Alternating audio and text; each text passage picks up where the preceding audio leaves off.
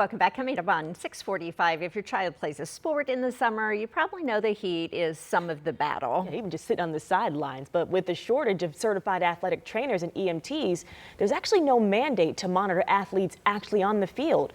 Gina Glero spoke with local sports officials working around the clock to avoid any heat-related emergencies.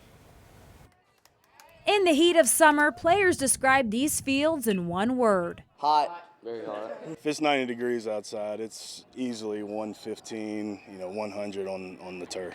The Marlins doing their best to stay cool in between games at Grand Park and Westfield. Water, dugout.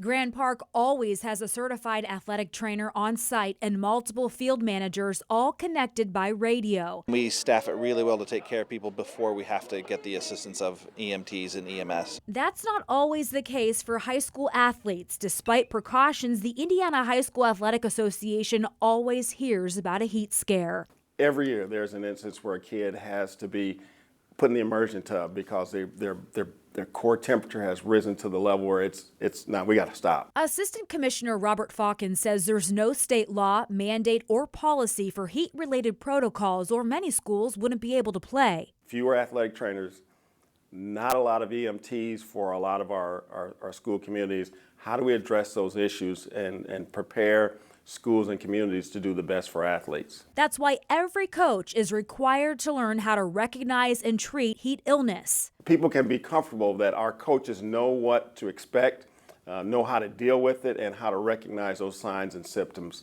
of heat illness. IHSAA gives guidance to its schools. We'll tell them, here are the recommendations, here's what we think, but the decision is yours for your community. The guidance is based off their Sports Medicine Advisory Committee, made up of doctors across the state, along with the National Federation of State High School Association, also based in Indy.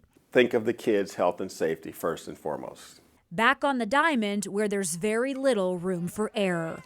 In Indianapolis, Gina Galeros, 13 News. Well, the IHSAA Assistant Commissioner encourages schools to invest in something called a wet bulb globe thermometer. These are 6 feet to the ground, so closer to the level of the athlete and on location, so they are much more accurate.